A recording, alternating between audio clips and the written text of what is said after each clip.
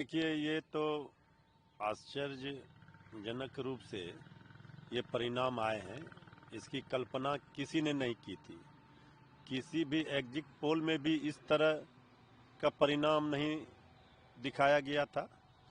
क्यों हुआ, किन कारणों से हुआ, कौन से वजह से इस तरह के परिणाम आए, समीक्षा के बाद ही पता चलेगा। और नेतृत्व पार्टी का इस पर समीक्षा करेगा और कारणों का पता लगाएगा। लेकिन हम तो यही कहेंगे कि क्या हार में क्या जीत में, किंचित नहीं भयभीत में, संघर्ष पथ पर जो भी मिला, यह भी सही वो भी सही, वरदान नहीं मांगूंगा, हो कुछ पर हार नहीं मानूंगा। अभी हम जनता के बीच में जाएंगे। जनता ने जो वोट दिए थे, आखिर वो वोट कहाँ गए, ये सारे चीज़ों पर तो समीक्षा के बाद ही, मंथन के बाद ही कोई निष्कर्ष निकलेगा। इस पर प्रतिक्रिया दी जाएगी, हमारे नेता देंगे। लेकिन एक बात स्पष्ट है कि जनता का जो मूड और मिजाज था, या तो उसे नहीं समझ पाए, या अंडर करंट था, क्या था, क्यों इस तरह के परिणाम आए, इससे सब लोग अचंभित हैं। बड़े बड़े पॉलिटिकल पंडित भी अचंभित हैं। किसी ने ये कल्पना नहीं की थी। तो ठीक है, अब आगे देखा जाएगा। पार्टी के सब लोग बैठेंगे, क्या इस पर किस तरह से संघर्ष करना है, किस तरह से, ये बड़ी लड़ाई है और इस पर नेतृत्व को सोचना है। लेकिन आप लोग तो लगातार है वो आप लोग एग्जिट पोल पर भी सवाल खड़े कर रहे थे, ईवीएम पर भी लगातार सवाल खड़े कर रहे तो थे। एग्जिट पोल भी तो दिखा रहा था आरजेडी सबसे बड़ी पार्टी। एग्जिट पोल भी तो कांटे का मुकाबला दिखा रहा था। एक तरफा इस तरह सुनामी आएगा, ये कहाँ किसी ने दिखाया था। ये तो ऐसे परिणाम की कल्पना तो किसी ने नहीं की थी।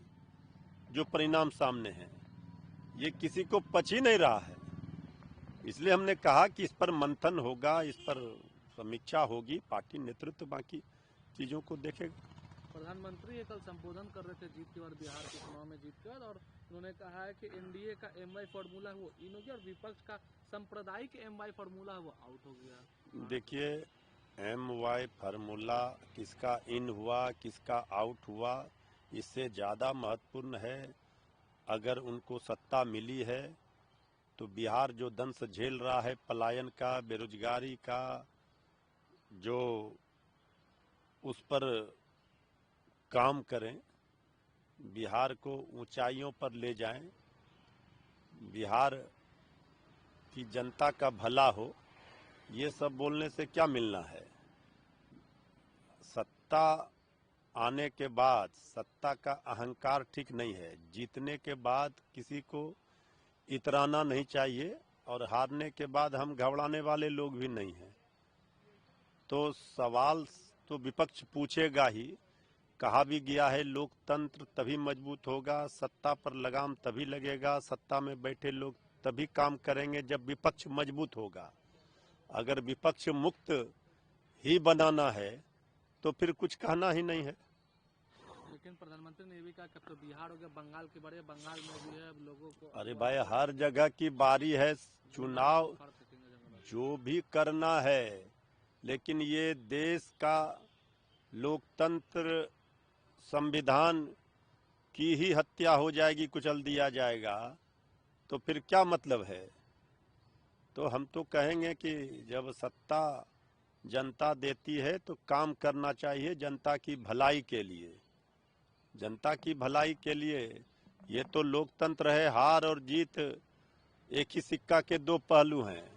हार के बाद ही जीत होती है। तो इसलिए ये सारे चीज़ों पर मंथन और समीक्षा होगी, इसके बाद ही इस पर कोई विस्तृत प्रतिक्रिया दी जाएगी। प्रधानमंत्री ने यह भी कहा है कि कांग्रेस मुस्लिम लीग माओवादी कांग्रेस बन गई है और पार्टी के अंदर भी विभाजन की भविष्यवाणी की गई। देखिए, आदरणीय प्रधानमंत्री जी अभी जो भी कुछ कहेंगे तो ये बिहार में जिस तरह की जीत मिली है, रिजल्ट परिणाम आया है, हम समझ रहे हैं वो अति उत्साह में हैं और बहुत तरह के बयान देंगे।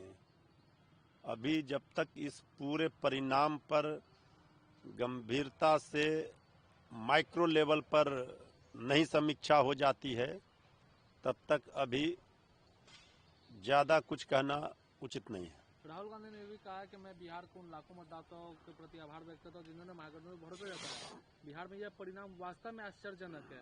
हम ऐसे चुनाव में जीत हासिल नहीं कर सके जो शुरू से निष्पक्ष नहीं था। नहीं, ठीक ही कह रहे हैं। ये चुनाव, बिहार के चुनाव परिणाम तो आश्चर्यचकित करने वाले हैं ही। सब लोग आश्चर्यचकित में पड़ गए हैं, तो वो उनका कहना ठीक ही है।